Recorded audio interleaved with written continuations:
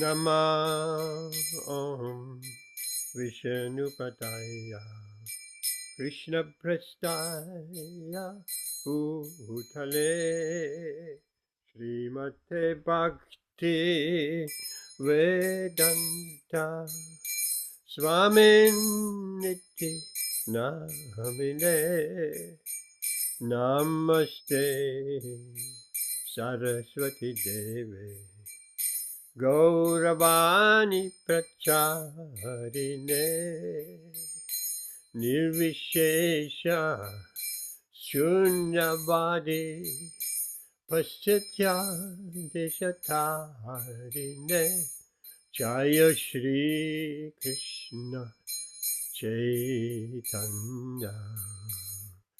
Prabhu Nityananda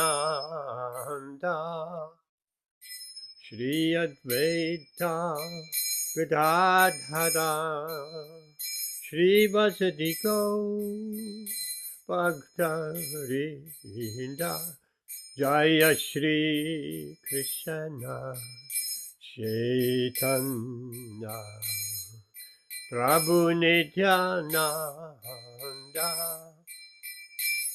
Shri Advaita Gadadhara Shri Vasadi Bhakta-vrinda Hare Krishna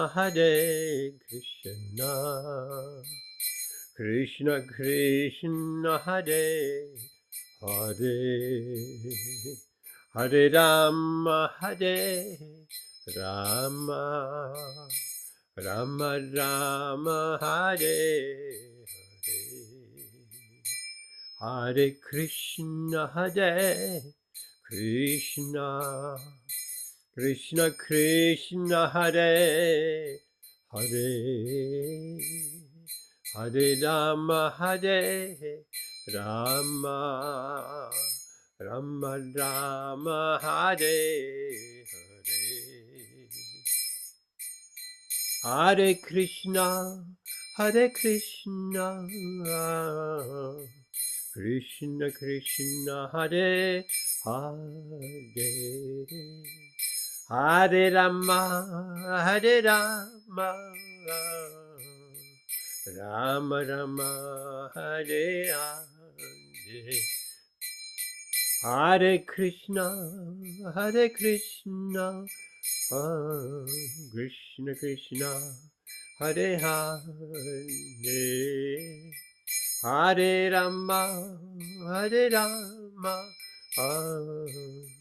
Rama Rama Hare Hare Hare Krishna Krishna Krishna Krishna Hare Hare Hare Rama Rama Rama Rama Hare Hare Hare Krishna Krishna Krishna Krishna Hare Hare Hare Rama Rama Rama Rama Hare Hare Jaya Gaura Nitai Jaya Gaura Nitai Gaura Nitai Gaura Nitai Jaya Gaura Nitai Gaura Nitai Gaura Nitai Jaya Gaura Nitai Jaya Nitai Sachisundara Nitai Sachisundara Nitai Sachisundara Nitai Sachisundara Jaya Nitai Sachisundara Nitai Sachisundara Nitai Sachisundara Jaya Nitai Sachisundara Jaya Giri Govardhan Jaya Giri Govardhan Jaya Giri Govardhan Jaya Giri Govardhan, Jaya Giri Govardhan. Prabhupada, Prabhupada, Prabhupada, Jai, Jai Prabhupada, Jai Jaya Prabhupada, Prabhupada, Prabhupada, Srila Prabhupada, Gaura Premanandi, Hari Hari Bol. Welcome Amit, welcome Divandra, welcome Prakash. Hare Krishna. I hope you're all well. We're having another beautiful session. Hare Krishna. What shall we discuss tonight? Which verse of Bhagavad Gītā? Divandra, I'm very pleased. The second time you are here, come every Wednesday and think of a verse, which chapter, which verse you like to discuss, and then you bring it in. It's everybody. It's not only Amit who comes up with a verse. Prakash, you can come up. Divandra, you can come up. I can come up. So what are we discussing tonight? Anyone? What are we discussing?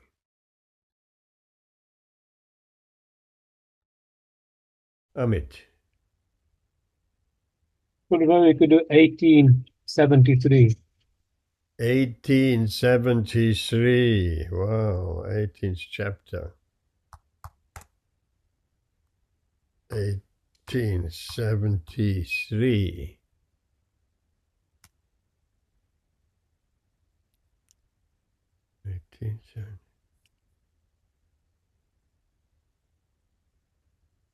Arjuna is speaking.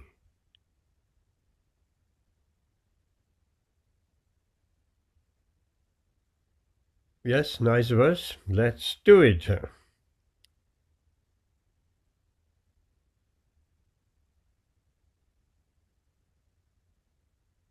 Om Namo Bhagavate Vasudevaya. Om Namo Bhagavate Vasudevaya. Om Namo Bhagavate Vasudevaya.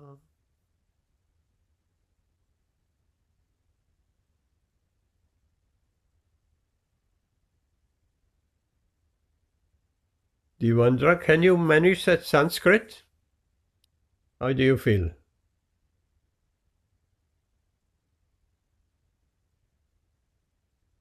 I probably need a bit more practice. What are you saying? Probably need leave it for now. I probably need a bit more practice. More practice, okay. We have plenty of practice here. Amit. Okay, Prabhu, I'll try. Arjuna Uvacha. Uvacha, long A, line over. Arjuna Uvacha. Uvacha. Yes. Nastomohos Niti Labda Vatprasadan Maya Yutta. Break it down. Maya Chyuta. Maya Chutta. Yes. Because there's a word Achyuta, the infallible. Kṛṣṇa, the infallible. Achyuta. Maya Chyuta. There's a combination here. Maya Achyuta. Maya, we know what it is. Achyuta is infallible. Next line. Stito Singata. Smin. Stito Smi. No, Smi, sorry. Stito Smi Gata Sandeha Karishya. Karishye Vachanam Tava. Yes, nice. Vachanam Tava. Let's have that translation as well, Amit. Translation. My dear Krishna, O infallible one, my illusion is now gone. I have regained my memory by your mercy. I am now firm and free from doubt. and I am prepared to act according to your instructions. Purport. The constitutional position of living entity represented by Arjuna is that he has to act according to the order of the Supreme Lord. He is meant for self-discipline. So Chaitanya Mahaprabhu said that the actual position of the living entity is that of eternal servant of the Supreme Lord. Forgetting this principle, the living entity becomes conditioned by material nature, but in serving the Supreme Lord, he becomes liberated servant of God. The living entity constitutional position is to be servitor.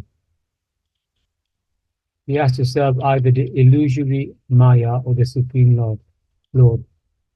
If he serves the Supreme Lord, he is in normal condition, but if he prefers to serve the illusory external energy, then certainly he will be in bondage. In illusion, the living entity is serving in this material world. He is bound by the lust and desires, yet he thinks of himself as the master of the world. This is called illusion. When the person is liberated, his illusion is over, and he voluntarily surrenders onto the Supreme to act according to his desire. The last illusion, the last snare of Maya to trap the living entity is the proposition that he is God. The living entity thinks that he is no longer a conditioned soul but God. He is so unintelligent that he does not think that if he were God, then how could he be in doubt? That he does not consider. So that is the last snare of illusion. Actually, to become free from illusory energy is to understand Kṛṣṇa, the Supreme Personality of Godhead, and agree to act according to his order. The word moha is very important in this verse. Moha refers to that which is opposed to knowledge. Actually, real knowledge is the understanding that every living entity, every living being is internally a servitor of the Lord. But instead of thinking oneself in that position, the living entity thinks that he is not a servant, that he is a master of his material world, for he wants to lord it over the material nature. That is his illusion. This illusion can be overcome by the mercy of the Lord, by the mercy of pure devotee. When the illusion is over, one agrees to act in Kṛṣṇa consciousness. Kṛṣṇa consciousness is acting according to Kṛṣṇa's order. A conditioned soul, illusioned by the external energy of matter, does not know that the Supreme Lord is a master who is full of knowledge and who is the proprietor of everything. Whatever he desires, he cannot bestow upon his devotees. He is the friend of everyone and he is especially inclined to his devotee. He is the controller of his material nature and of all living entities. He is also the controller of inexhaustible time and is full of opulences and all potencies. The Supreme Personality of Godhead can even give himself to the devotee, one who does know him, one who does not know him, is under the spell of illusion. He does not become a devotee but a servitor of Maya. Arjuna, however, after hearing Bhagavad Gītā from the Supreme Personality of Godhead, become free from all illusion. He could understand that Kṛṣṇa was not only his friend but the Supreme Personality of Godhead, and he understood Kṛṣṇa factually. So to study Bhagavad Gītā is to understand Kṛṣṇa factually. When a person is in full knowledge, he naturally surrenders to Kṛṣṇa. When Arjuna understood that it was Kṛṣṇa's plan to reduce the unnecessary increase of population, he agreed to fight according to Kṛṣṇa's desire. He again took up his weapon, his arrows and bow, to fight under the order of the Supreme Personality of Godhead. Thank you very much. Translation again. Arjuna said, "My dear Kṛṣṇa, O infallible one, my illusion is now gone. I have regained my memory by your mercy. I am firm and free from doubt, and am prepared to act according to your instructions. So that is at the end of Bhagavad Gītā. When all illusion has been dispelled, at the beginning we spoke about that. At the beginning of Bhagavad Gītā, Arjuna was, or played, he was not, because he is an eternal associate of the Lord. He played the role of one of us, you, me, and everyone else. He played a conditioned living entity under the illusory energy. So Arjuna played this role, and therefore at the beginning of the Gita, when he asked Kṛṣṇa, please my Lord, draw this chariot right in the midst of the two armies. There were battle lines. They were in a long front. They were standing in a formation. There are many different kinds of battlefield formations. Chaturavyuha is one of them, which was later on arranged. The Chaturavyuha, which is a very tricky formation, where it's like a maze. If someone enters into the formation and then the soldiers close that formation, and then that person or persons are within that Chaturavyuha, and they will be attacked from all sides. That happened to Abhimanyu, Arjuna's son. When there was need on the battlefield to fight the Kaurava armies, and Arjuna has been lured away to a different part of the battlefield. So Arjuna wasn't there. And then the brave and valiant and heroic Abhimanyu, who was just a young boy, he thought, I have to fight this Chaturavyuha. Fortunately, he knew how to enter the Chaturavyuha. How did he know? Because when he was in the womb of his mother Uttara, he heard Arjuna talking about how to break this Chaturavyuha, how to enter this battlefield formation. But then, unfortunately, his mother fell asleep, and he fell asleep too. And he didn't hear how to get out of that formation again. And that was a tragedy. But he entered, he fought so valiantly, so great fighter. And he defeated everyone. And he entered into that Chaturavyuha. And then something very unfair, against the rules of Kshatriya warfare, all the big Maharatis, all the big fighters, they circled around him and fought with him. Normally it's a one-to-one fight. But he was surrounded by all these big fighters and he gave them a hard time, but eventually they killed him. It needed 5, 6 of the greatest Maharatis, big fighters, to defeat Abhimanyu. So that is one battlefield formation. So in the beginning of the Gita, it wasn't the Chaturavyuha, that battlefield formation. It was just a line, and opposite the other army was also in a straight line. And Arjuna said, please Kṛṣṇa, drive this chariot right in the middle between the two armies. Because Kṛṣṇa was a charioteer of Arjuna. How did he get this role? Well, when all attempts failed to settle the dispute peacefully. What was a dispute? The Pandavas were the rightful inheritance of the kingdom after Pandu had passed away. And that is Maharaj Pandu, and that is a story in itself.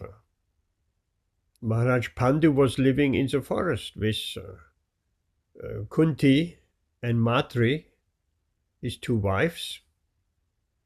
And while in the forest, he wanted offspring. But because there was a curse, the curse was iffy. How did he get to the curse?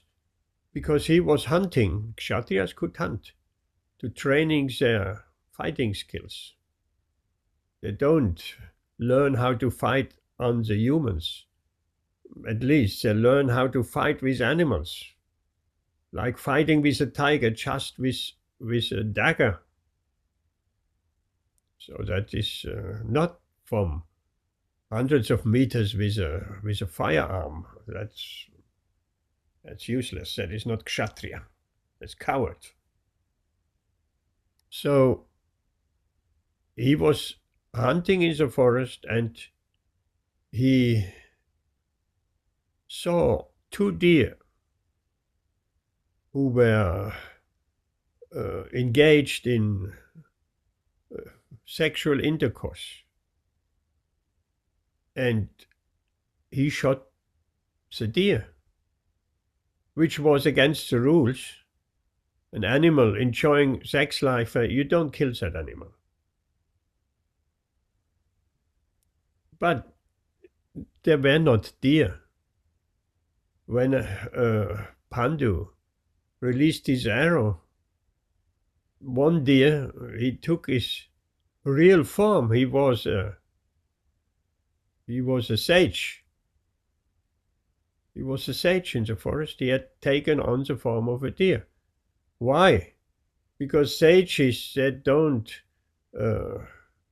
engage in sexual activities. So he thought, I'll take on the form of a deer. And my companion, also a deer. So in the form of a deer amongst the animals, there is no restriction on sex life. There is a restriction in the human form. Like marriage and like to create progeny, children, offspring. So when the sadhu was about to die, he said, why have you shot me? Did you not see we enjoyed together? And that is already against the rules. You shouldn't have shot us. So you will also, when you enjoy with your wife and you approach her for pleasure, then you will also die. That was his curse. So Maharaj Pandu was shocked. And he told his wives,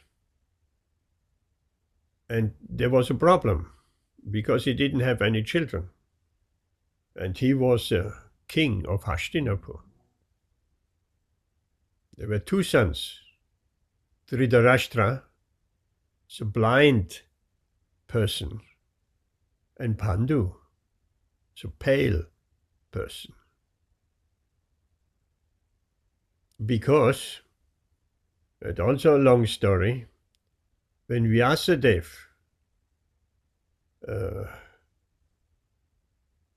well, let's not go that far. Otherwise, it's never-ending Mahabharata, never-ending story. Anyway, so then Kunti revealed, I have actually a boon from the demigods, Indra, the Ashwini Kumaras, and Vayu. And I can call those demigods and have children from those demigods. So this would deliver some offspring. A king must have progeny. Otherwise, the line of the kings is broken. And that is so. The kings were very concerned to have a son, to keep the line of kings, of descendants alive. So then Kunti called Indra, and Arjuna was born. Vayu and Bhima was born. The Ashwini twins, and Nakula and Sahadev was born, and so on. And all the 5 Pandavas were born. And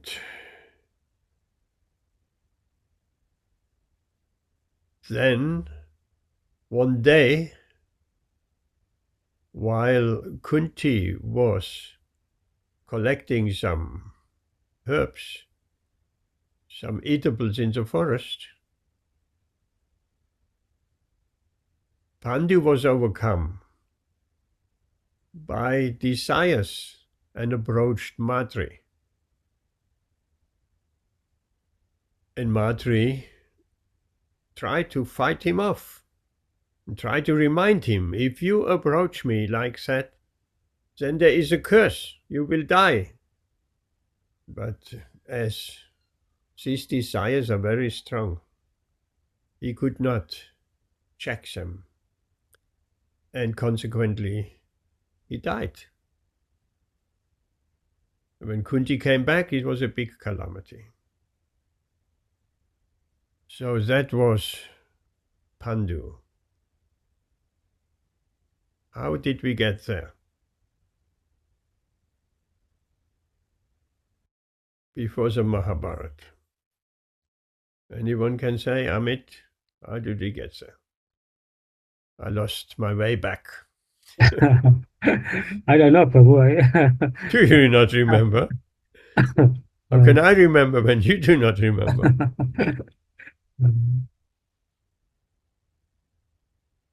Battlefield formations.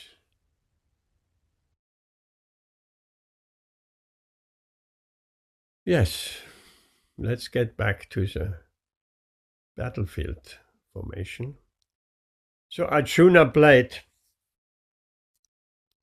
that part of being illusioned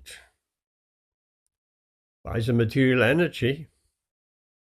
And Kṛṣṇa said, okay, I will draw the chariot between the 2 armies, as you have asked me. How did Kṛṣṇa come to be the chariot driver of Arjuna? Kṛṣṇa tried many ways to avoid the war, so did the Pandavas. Kṛṣṇa was sent as a peace messenger. But we know, even from the momentary political situation, either Ukraine or in Gaza, Palestine, Israel, these are all very hard-headed leaders who don't respond well to a peace mission of the other side or mediator, like when in Ukraine, then there was a chance a year ago for peace in the Istanbul meetings, and Zelensky, the Ukrainian president, he was quite inclined to do some negotiations with Putin, with Russia. But then came our Boris Johnson and he blew it all. Don't. Just keep on fighting. Don't make peace. So then that chance was given away. So in the same way, very good example. In the same way, when Kṛṣṇa went on a peace mission, a mediator, and he proposed peace, Then Duryodhana, the leader of the other side of the Kauravas, he said, no, we will not give the kingdom to the Pandavas. We will not. Then Krishna said, well, a Kshatriya has to rule over some subjects. Like a Brahmana has to study the Shastra and teach. A Vaishya has to do business and protect the cows. A Kshatriya has to administer a kingdom, however big, however small. So a Kshatriya needs some subjects to rule over. He needs something. Welcome, Jayanti Bhai. So Krishna said, the Pandavas will be satisfied in order to avoid fraternal war, to just give them 5 villages. Very small kingdom, 5 villages. So 1 Pandava for each village. They can rule over the village and set the taxes. And that's a Kshatriya's livelihood. He gives protection to the citizens, and the citizens pay taxes, like the government. But Duryodhana said, no, I will not give the Pandavas as much land, not even as much land as fits on the tip of a needle. Now, how much land fits on the tip of the needle? So it was a completely no, no, no, and there was nothing more to do. The peace mission failed, and they wanted to capture Kṛṣṇa. On top of it, they wanted to capture Kṛṣṇa, the supreme personality of Godhead, who cannot even be captured by Mother Yashoda at first, or he cannot be captured by the yogis. Try to capture Kṛṣṇa. And then Krishna showed his universal form and bewildered everyone and walked out. Krishna cannot be captured. So that peace mission failed. And if all peace missions fail, then at the end of the day, the fight cannot be avoided. The war cannot be avoided. And of course, it was Krishna's plan to lift the burden of the earth. The earth was overburdened not by overpopulation, but by kings who posing as Kshatriyas and pious kings, but who are actually rogues of the lowest kind. That sounds also familiar to nowadays. Tomorrow, all the people in the UK will vote a new government. So at that time it was not a democracy. But so Krishna went back to the Pandavas, and the war couldn't be avoided. Then preparations for the war took place. And of course, then different allies were formed. And Arjuna thought, I will seek Kṛṣṇa, my friend, to help me in this war. And Duryodhana from the other side, he also thought, Kṛṣṇa has powerful armies. If I can get Kṛṣṇa on my side, surely we can win that war. So both went to Kṛṣṇa to urge him to fight on their side. But at that time, Kṛṣṇa was taking rest. So he was sleeping. So they entered the room, and Arjuna was a little bit earlier than Duryodhana. But Arjuna, being a devotee, he sat down at the feet of the Lord. We always worship the lotus feet of the Lord. We don't go immediately to the head. Also, when we do arti, we're starting circles with the lamp and the incense and the water, not the water, but the flower also, from the feet. The lotus feet. Why the lotus feet? They give shelter. Lotus feet of the Lord give shelter to the devotees. So Arjuna sat by the feet, and Duryodhana, being as arrogant as he is, he sat straight by the head of the Lord, thinking, if Kṛṣṇa wakes up, he will see me first, and then I ask for his help, and he will say yes. And then Arjuna, he has lost. That was his thinking. So Duryodhana sitting near the head of Kṛṣṇa, and Arjuna near the feet. And then Kṛṣṇa wakes up after one point. So if you wake up, where are you looking first? At your feet. So Kṛṣṇa looked right at the feet, his feet. And he saw Arjuna. Oh, Arjuna, what brings you here? Then Arjuna said, well, the war cannot be avoided. Kṛṣṇa, can you fight on our side? And then Kṛṣṇa noted Duryodhana, oh, you're also here. What do you want? Oh, I also want you to fight on our side. Yeah, both wanted Kṛṣṇa. Amrita Radhe Mataji Haribol. Both wanted Kṛṣṇa on their side. So what could Kṛṣṇa do? Then Kṛṣṇa said, well, I saw Arjuna first. So I will be on your side, Arjuna. But because Duryodhana, you're also here, you have also asked me to be on your side, I will be on Arjuna's side, but I will not fight. I will not get personally involved. Is that what you want, Arjuna? And Arjuna was happy with that, because all what he wanted was a Lord. And Duryodhana, you can have my army. And Duryodhana, he didn't care about anything else than the army.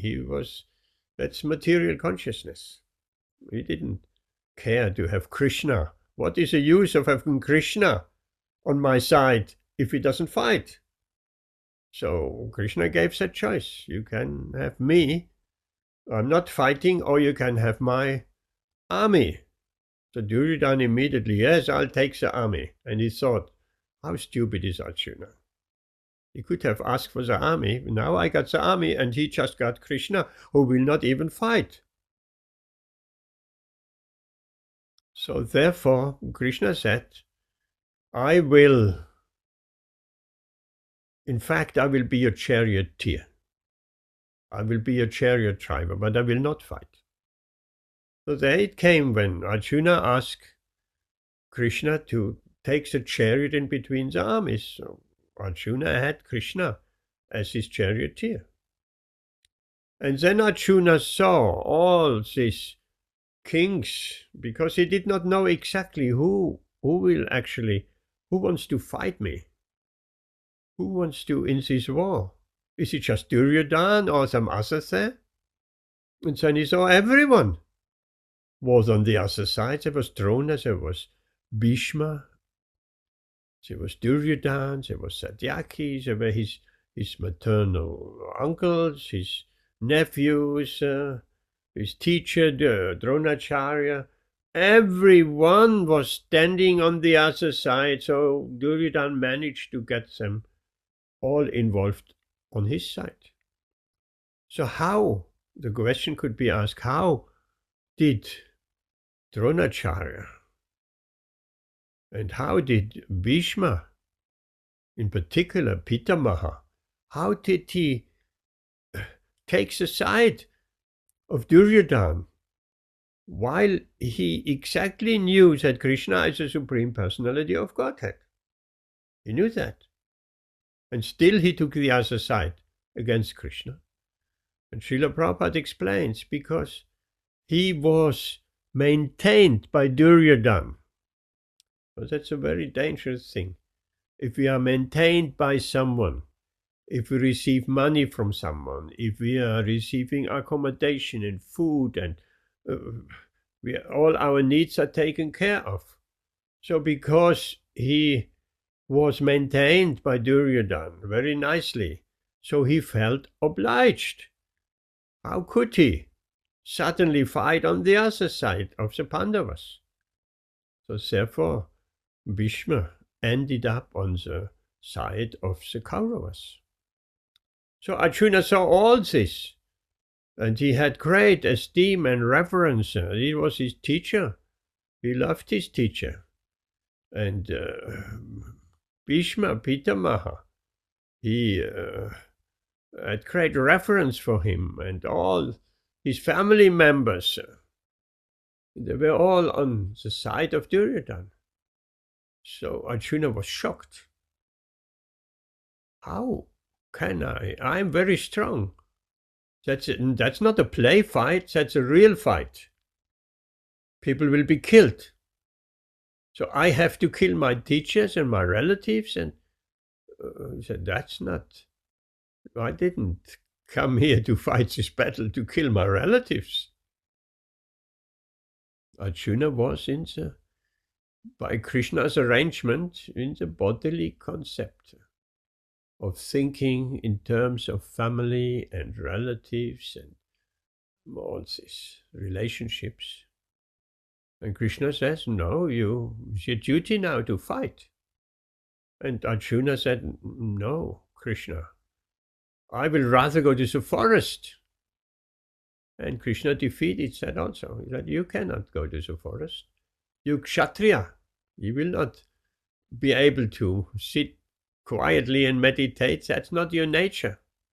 And the whole Bhagavad Gītā was spoken to convince Arjuna to engage in the fight. And the Bhagavad Gītā,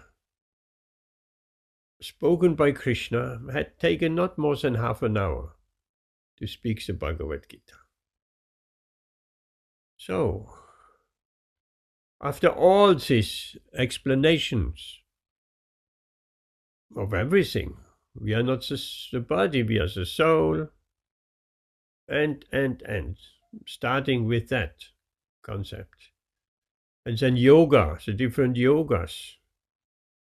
And then the last verse of the yoga chapter, 6th chapter, that supreme yogi is one who is engaging in devotional service, a devotee. And then we coming to the 18th chapter, where two remarkable verses are there, that Krishna says in 1866, you just surrender unto me. I've explained so many concepts, so many different things, so many dharmas. Give up all dharma. Give up all what I have explained to you, and just surrender unto me. Sarva dharmam parityajya mam ekam sharanam vraja. And I will, don't worry, I will free you from all sinful reactions. If you think by killing your family members you will have any sinful reaction, no, don't fear. You surrender unto me and follow my instructions, and there will be no sinful reactions for you. And to underline that, mokshayishyami masuchaha. Krishna says, don't doubt. I will take away all karmic reactions. And then the other most important verse, manmana bhava mad bhakto, always think of me while you're fighting. While you're fighting. Sometimes people say, while I'm cooking in the kitchen, I cannot think of Krishna. I have to, otherwise my meal will burn. But that is not true, that one cannot do two things at the same time. The woman, the wife, cooks a meal in the kitchen, and she, at the same time, she's talking to the children. So if one can cook and talk to the children, one can also cook and chant Hare Krishna. So that is what Krishna says. Always think of me. The best way of thinking of Krishna is, of course, chanting Hare Krishna. Loudly, silently, within the mind. Always means all the time, 24 hours a day. Even while eating, one can chant Hare Krishna, not loudly, but within one's mind. So then, a few verses later, we have this verse, where Krishna says to Arjuna in the previous verse, O son of Pritha, Arjuna, have you heard all my instruction with an attentive mind? Have you been carefully listened to you while I was speaking the Bhagavad Gītā? Right? That is needed, that is required. If we hear someone speaks on Bhagavad Gītā, we have to be very attentive, not falling asleep, or doing something else, but being very attentive. So Krishna says, have you heard this Bhagavad Gītā, this instruction, with an attentive mind? And then he asks another question. And are your ignorance and illusion now dispelled? Because Krishna knew when Arjuna said, I will not fight, and put down the bow and sat on the chariot he was standing before, sitting down and being totally bodily symptoms of shivering, of crying. Tears came down his face when he saw his relatives. My dear relatives, and I have to fight with them and kill them. And that was ignorance of our real position, because our real position is not we belonging to a particular family, we belonging to a particular society, to a particular country, to a particular caste, to a particular religion. No, this is all illusion. We belong to Krishna. Shivera Svarupa Hoya Nityara Krishna Das. We are eternal servants of Krishna, but we have forgotten.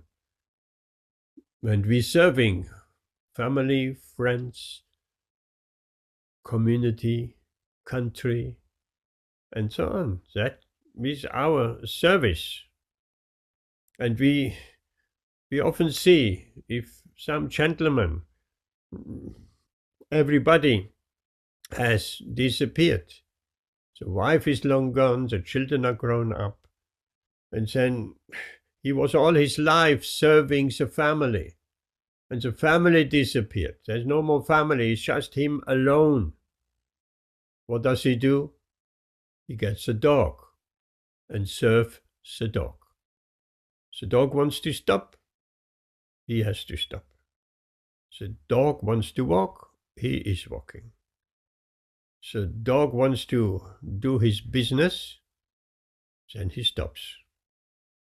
So he has become servant of the dog. This clearly shows this is inherent in us. We want to serve someone. That serving mentality is within us on the deepest level. So Bhagavad Gītā and Krishna, he wants us to not serve in ignorance and illusion. He wants us to serve the highest goal, which is Krishna. Therefore, Krishna is asking, are your ignorance and illusions now dispelled? And then in that verse today, Arjuna is answering, Yes, my dear Kṛṣṇa, or infallible one, my illusion is now gone.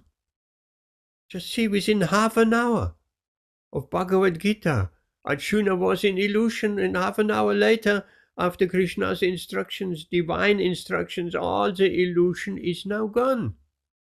Arjuna admits, my illusion is now gone. I have regained my memory by your mercy. What memory? What memory he has regained? By Krishna's mercy. The memory that he is an eternal servant of Kṛṣṇa. That memory, we all have lost that memory. And instead of being an eternal servant of Kṛṣṇa, we eternal servant of society, friendship, and country, and so many artificial inventions that we are service. So why? I have regained my memory of my real position, Arjuna is saying, as Nitya Kṛṣṇa Das. I am now firm and free from doubt. No more doubt. And I'm prepared to act according to your instructions. And what are Krishna's instructions? Fight. Fight in this battle and win this battle. Kill all your enemies. Because that's Krishna's plan. He wanted to lift the burden of this earth. Unqualified rogues posing as Kshatriyas have occupied the top position in the country. And when unqualified men reigning over the country, then the citizens have no chance of becoming free from material illusion and going back home to Godhead. Only a saintly king like Yudhishthira Maharaj and Parikshit Maharaj, they educating the citizens in Krishna consciousness. But rogues and thieves in government, they're just enriching themselves. They're just enriching themselves. They don't care for the citizens. Again, parallels with nowadays society come to mind. If a government is just in power and enriching themselves and their friends and don't care for the citizens, don't care if the citizens have enough to eat, if they have housing, if they have medical care, and all of that, then they're just rogues and thieves. So Kṛṣṇa, at that time, 5,000 years ago, he wanted to lift the burden on Bhumi, on the planet Earth, because that's a burden. If some unqualified thieves and rogues are heading the government, then everything will go topsy-turvy. So Kṛṣṇa wanted to correct that situation and have all these unqualified rogues and thieves killed, and proper government established, acting for the people and acting, most importantly, according to religious principles. Educating the citizens to become Krishna conscious and go back home to Godhead. That is a saintly government, like Maharaj Yudhishthira and Parikshit Maharaj. So that was the purpose of Kṛṣṇa coming down at that particular time. One purpose, yada yada hi dharmasya glanir bhavati bharata. We all know that verse. From time to time, in every millennium, Kṛṣṇa comes and cleans the atmosphere and establishes the principles of religion. Of course, the real reason why Kṛṣṇa came was to please his devotees, but at the same time, he just put everything right. So now Arjuna has understood in this one of the last verses of Bhagavad Gītā. He has regained his memory, he is free from doubt, and is prepared to act according to Krishna's instruction, which is to fight. Now that is just a little bit of the background. And Srila Prabhupada explains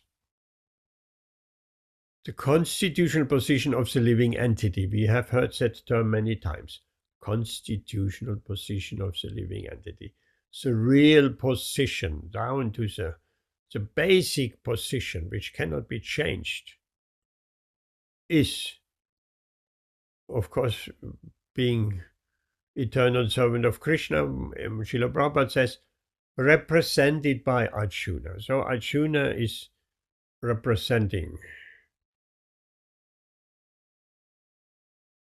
the living entity, has to act according to the order of the Supreme Lord. That's a constitutional position. The living entity is meant for self-discipline. If we forget this principle, we become conditioned by material nature. And then we don't serve Krishna, we forget that is our real position, our natural, healthy position. If we forget that, then automatically we're serving Maya, we're serving material energy in so many ways. Instead of serving the Supreme Lord and become liberated servants of the Lord. And Srila Prabhupada explains a little bit more. The constitutional position of the living entity is to be servitor. And one has two choices: to serve the illusory energy, Maya, or to serve Krishna. If he serves the Supreme Lord, he is in his normal condition. That's a normal condition. And serving the illusory energy is not the normal condition. We have given that example of the tree is reflected in the water. To only see that reflection in the water and dealing with that reflection, that's not our real position.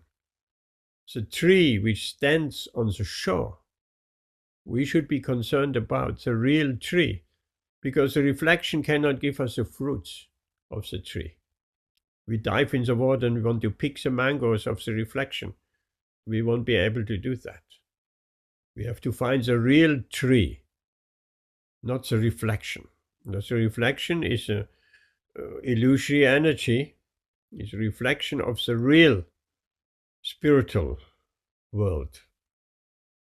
So that's our normal position, to serve Krishna. So if someone prefers to serve the external energy, then certainly he will be in bondage, Srila Prabhupada said. Will be bound. How one will be bound? He'll be bound by repeated birth and death. Karma. He'll be bound by karma. We are acting in this material world to enjoy the fruits of our work. Then we'll have to come back again and again, birth and death and birth and death and birth and death, as we have already done for millions of lifetimes. We're serving the material world, and we're serving our lusty desires, but we're thinking ourselves to be master of this material world. That is called illusion. When a person is liberated, the illusion is over, and he voluntarily surrenders unto the Supreme to act according to his desires. As Arjuna said, my illusion is now over. Now I will act to your desires, O Krishna. And then Srila Prabhupada brings in another interesting concept. He says the last illusion, the last snare, trap of Maya for the living entity is thinking that he has become God. That is the impersonalists. They imagine they have to become Narayan, God. And they're addressing each other, Om Namo Narayanaya. Good morning, Narayan, how are you? And the other one said, oh, hi, Narayan, how are you? So this is all artificial, and that is the last trap of thinking we have after conquering over this illusory energy, thinking we have become God. That's not very intelligent. We can never become God. We can become godly. So this is called the last snare of illusion. If we don't fall into this snare, then we are on the liberated platform. What's the liberated platform? Brahma Buddha Prasanatmana Shochaniya Kankshati Sama Sarveshu Bhuteshu Mat Bhaktim Lapate Param. Brahma Buddha, the Brahman platform. Prasanatma, on that platform, on that consciousness, platform of consciousness, we are fully joyful. Prasanna Atma. Prasanna Atma, fully joyful. Na shochati, na kankshati. We don't lament, we don't hanker. Because if one is fully joyful, happy, in whatever situation, there is no lamentation. Oh, I have lost this. Oh, I regret this. If I had done this. And there is no expectation also. Looking in the future. Lamentation is the past. And hankering and anxiety means the future. Right? We're living in the present. Fully joyful. No hankering, no lamentation. And more than that, Sama Sarveshu Bhuteshu. Sama, same. Sarveshu Bhuteshu, all living entities. He sees everybody on the same level. Not that he sees, this is my family. I care for my family. And my neighbor's family, I couldn't care less. That's not Sama Sarveshu Bhuteshu. Sama Sarveshu Bhuteshu means I care for all living entities. We may think, how is it possible to come to that stage of consciousness where we don't, or where we, let's put it positively, where we have love and affection for all living entities. Not only all humans, being a humanitarian, beyond humanitarianism, animals included.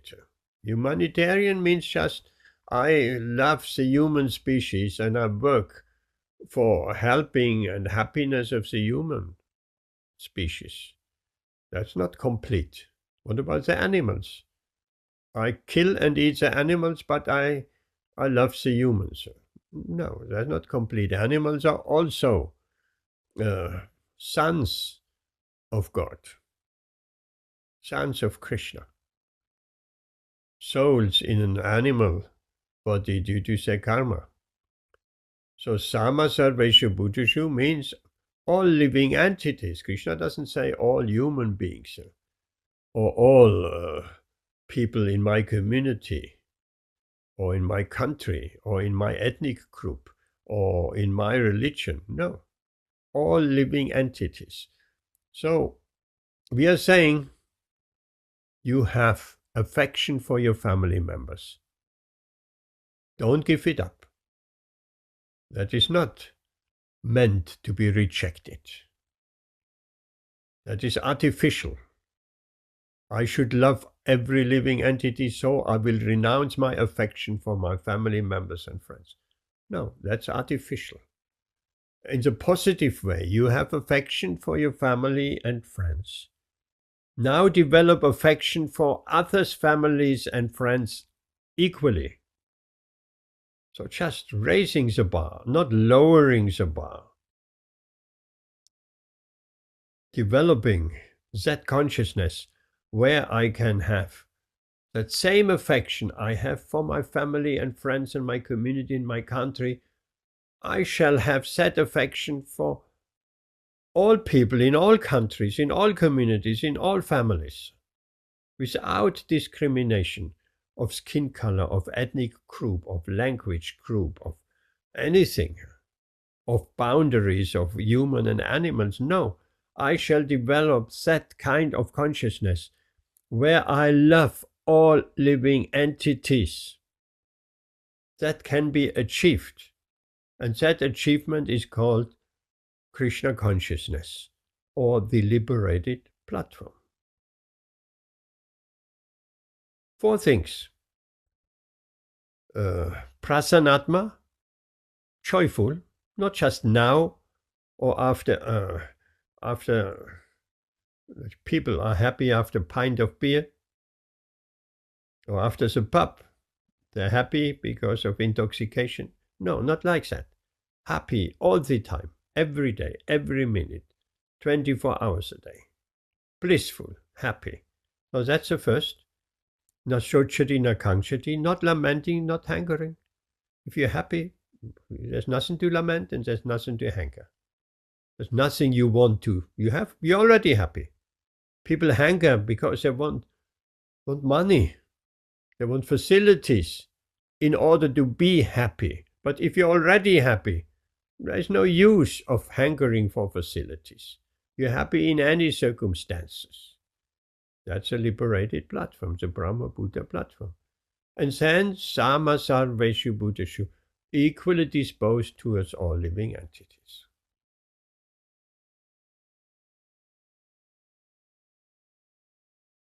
And then Srila Prabhupada said, actually become free from the illusory energy is to understand Kṛṣṇa. And not only understand, but agree to act according to his order. Okay, that was that.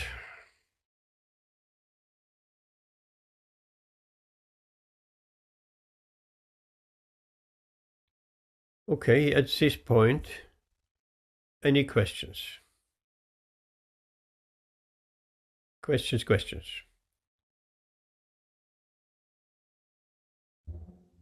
Amit. Amritarati. Hare Krishna Prabhuji, thank you for this point of how we have to raise the bar and love beyond our families. So I'm just suggesting that if you could make a short of what you just said, a short video, then it'll be nice to share it around. It's a very wonderful message. And my question is that yes, like for example, we should love everybody. But then in this material world, there are people who hate us maybe for the country that we belong to or the gender that we have. So then shouldn't we, take precautions or have things or religion that we have? So should we not also have some defensive mechanism ready so that in case they offend or charge us, we should be ready? Well, then we have to clarify, what does it mean to love every living entity? That needs to be clarified. What does it mean to love every living entity? Prabhu, I can't hear you. You cannot hear me? Amrita Radhe, can you hear me? Yes, Prabhu, I can hear you. So Amit, something on your side. I can't hear anybody. Okay, that's on your side. I'll come out and log back in again. Maybe it's me. Okay. Log in back. So, what does it mean to love all living entities? It does not necessarily mean there is a person who hates us, who is divisive. And we say, please, sir, come to my house. That does not necessarily mean that.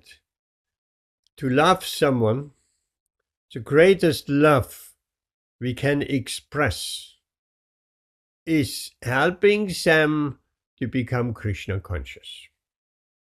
And there, as you can imagine, there is a wide variety of ways according to the position of the other person or persons, how we can help them to develop that consciousness, that Krishna consciousness, and to understand we are not this body, we are spirit, soul, and the soul is eternal and cannot be burned by fire or withered by the wind or cut by any weapon, and this kind of thing. I had the other day a very interesting conversation. I was walking a little bit in Victoria Park. There was a young man doing the skip rope quite nicely, quite quick. He was jumping and he had the rope and jumping and jumping. So I thought I would like to take a little video of him, and then I thought maybe I should ask him. So I indicated, ask him, do you mind if I film you a short video of you? He said, no, I don't mind. So he did it again, and I videoed him, and then he said, oh, can you share it with me, and so on. And then we got in a conversation just by wanting a few frames of videos, and we came in the conversation. Where are you? Oh, we are here, Hare Krishna Center. Oh, what is this? And so it turned out he's coming from Ethiopia, and he is an Amazon driver. And he was interested in learning some musical instrument. And I said, well, I'll show you. We'll play a lot of musical instruments. He said, what would be the best to start? I said, well, guitar would be, or keyboard would be useful to start. And he said, yes, I will come to your center on Saturday. Let's see if he comes. And then his sister turned up. And I said, sister, will you come? Will you also come? And she said, yes, I will also come. And we spoke about philosophy. We spoke about the soul, who we are. And the soul is eternal. And that we are the driver in the car. And all that makes sense to him. He said, yes, that's interesting. I want to know more. So out of a simple taking a photo, someone in the park, it became a deep philosophical conversation. And if his mind doesn't get too much diverted, we'll hopefully come on Saturday, or not. But we got a little bit of knowledge. He's from Ethiopia. So nice young man, intelligent, not kind of philosophically inclined, thinking. So these things are happening. That is one way of loving everyone. It didn't matter to me that this person had darker skin than mine. It didn't matter this person came from Ethiopia and not from England or Germany or Europe. It didn't matter that this person probably comes from a Muslim background and not from a Hindu or Christian background. That didn't matter.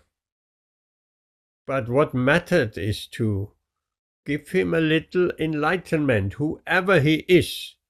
I didn't even see his bodily incarnation very much. I saw here is an inquisitive soul. That's what it means to love every living entity. And it can mean many things. What about the animals? It means we're loving the animals. When I go to the garden, there's always 1, 2 different, 3 different cats. I'm speaking to the cats. I make sure I say Hare Krishna. Usually I say hello as well. How are you? Hare Krishna, Krishna, Krishna, Krishna. And the cat listens. And as we know from Srila Prabhupada, he says, these animals who listen to the chanting of Hare Krishna, they will become liberated. They will at least come to the human form of life. They may not speak our language and say, oh, thank you, you have enlightened me. But it will go deep down in their heart, like a person in a coma. We think that person cannot hear us. So what's the point of talking with them? What's the point of chanting? No, they cannot respond. But someone in a coma, that has proven many times, they can hear us perfectly. So we just, the cat is just like in a coma of ignorance. By this body, they cannot express any philosophical thoughts. They cannot chant Hare Krishna. They're just limited by their body. It's a body who is limiting them. The body is limiting our consciousness. So the animal body is limited. They cannot become Krishna conscious, but they can hear the vibration, the sound vibration of the Maha Mantra and be benefited. So that means loving the animals. Srila Prabhupada says, therefore, when we chant and walk in the nature, we chant loudly. So all the trees, all the creepers, all the insects and cats and dogs, they will all get liberated. Lord Chaitanya, so powerfully was chanting on his tour through South India that even he walked through the jungle. And it's described that the animals starting dancing, even the tigers started dancing from that Hare Krishna mantra. That's a power. These are not fairy tales. This is corroborated by his servant who went along with him. So that is loving the animals. And we may just not know how to approach someone. They are dear to us in some ways, but they have no interest in Krishna consciousness or any religious, nothing. They may be even atheist.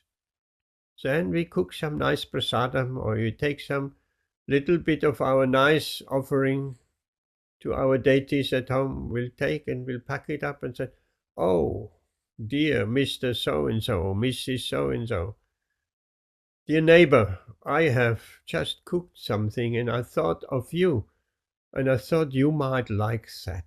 So here is a little bit I want to share with you. Who could refuse that? We don't have to say it is prasadam. If we say to a very sinful person, there is an example. Timothy Leary, the propagator of LSD, the LSD prophet in the 60s, the hippie prophet. He was not inclined towards God or God consciousness. When he got prasadam from devotees and he understood that's prasadam, he immediately spit it out. So that's demonic mentality. So therefore we don't have to say to someone, yes, this is prasadam, this is offered to Krishna, please take and you will become liberated. And people will not understand. Oh, here is some food stuff which I cooked just today and I thought you might like it. So the benefit is there if they know it is prasadam or not. So that is another way of loving every living entity. Or we give some literature, and there must be, if that boy comes, Dave, If he comes on Saturday, we'll certainly give him some literature, either Bhagavad Gītā, depending of judging how his interest is, or one of the smaller books perhaps. So that's another way of loving every living entity. Any questions? Let me summarize that again, Amrita Radhe, what you like to hear. We don't bring everything down to a lowest denominator. We know we should love every living entity. So we love our family more than the neighbors, right or left side. So we stop loving our family and we love our family only as much as the neighbors. That's not the idea. Not bringing our affection down, but bringing our affection up. We love the neighbors. We keep our affection for our family or even increase it. And then we also love the neighbor with the same type of affection. Doesn't mean we need to hug the neighbors. That is not necessarily love. It can be a sign of love, but we have just explained what are various signs of loving your neighbor. Okay, any other question? We're almost at the end of our time. Anything else? Divandra, any question? No, Amrita Radhe? no, Prabhu, thank you. Hare Krishna. Okay. I'm happy you like that. Bringing our affection up to the level of our family. Not bringing our affection down. Yes? Also, I like the fact that you included that we should go beyond humanitarianism and love animals as well as plants. So that aspect, I think this is the most important solution that Bhagavad Gita can offer to the world and contribute to world peace. Yes, Srila Prabhupada mentions again and again, Krishna consciousness is the greatest welfare work for human society. Greatest welfare work. We may engage in so many philanthropic and welfare activities, but actually Krishna consciousness is the greatest welfare work. Why? Because we're not only helping feeding people, at the same time we liberate them from repeated birth and death. What could be a greater welfare work for human society to help someone not to come back into this rotten world? What could be greater? It doesn't mean, again, we shouldn't feed people, but we can do both. And we do both. Feeding people, but feeding them prasadam. Prasadam distribution ki jai. Anything else? Amit? No, no question. You must like that, loving the animals. Yes, I do, Prabhu. I mean, I know. You're very much loving the animals. But we're loving all living entities, the insects as well. And the fish, therefore, a devotee, sometimes people walking thoughtlessly in the park and for no reason, such as picking up a branch or a flower. We don't do that. If we pick a flower for Krishna, that's different. But we don't just break a branch of a tree. The tree is also a living entity. Have you asked the tree, can I take your branch for a particular purpose? The tree might even agree. I want to make a broom. So can I, please? We do like that. We're not thoughtlessly breaking a branch and then 3 meters later we just throw it on the ground. What's that? What consciousness is that? Or picking a flower, smelling it and throw it on the ground. You pick a flower for Krishna and then let other people smell it, that's different. But not thoughtlessly. So even plants, animals, plants, human species. Sama sarveshu bhuteshu, loving all living entities equally. So if there are no more other questions, we stop here and we'll see you Saturday. Amit, we missed you on Saturday. Yes, Prabhu. I explained to Vaishna that I just had to meet up with a friend of mine. She's going through a bit of a hard time. Who's going through a hard time? A friend of mine. Oh yeah, okay. So I did explain to Vaishna. I said, look, I've already arranged to kind of, because it was her birthday as well. Okay. And I said, I said, don't make any prasadam for me. I don't want to waste any, but I will try to turn up. How are you going to help your friend who has a hard time? Think about it. If there's any way you can induce him to raise his level of consciousness. Because raising our level of consciousness, even a little notch at a time, yes, will give us a completely different mindset. And if we raise our consciousness, then our problems get solved accordingly. Because Krishna says, as all surrender unto me, I reward them accordingly. I reciprocate with them accordingly.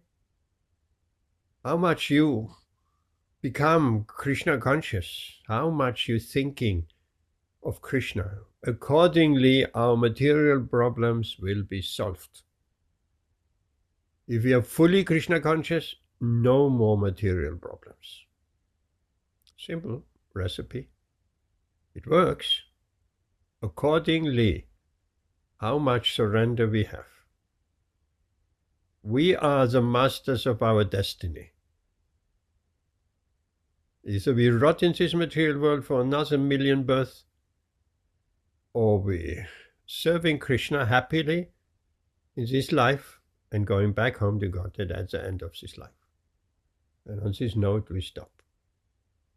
Hare Krishna. Prabhu, Thank you. I'm off to Barcelona. I'm off to Spain next week. Hare Krishna. It's part of my, Peter, the company I work for. Yep. We're doing an outreach. We're doing an awareness. The outreach. The bull run. In Pamplona. Oh, very bad. Yeah, so they're doing the bull run in Pamplona, and then they kill the bulls at the end of it. It's horrible. So we're doing a outreach. We're doing a demonstration. Yeah. Session. I wish you all success of raising the consciousness of the people until the people demand. Yes. We don't want this cruel practice anymore. Right? It has to come from the people. We don't want this anymore. Cruel. Senseless. Fun. They're saying it's fun. So you're doing a good work. Yes, do that. So from when till when will you be away? I'll be away till Monday. Okay. So you won't be there on Saturday. No, that's what I was going to say, Saturday. That's okay. And think of how you can benefit your friend, taking in consideration what we have heard tonight. Okay. Ivandra, Hare Krishna. Hare Krishna. See you on Saturday. Hare Krishna. Krishna. Hare Krishna.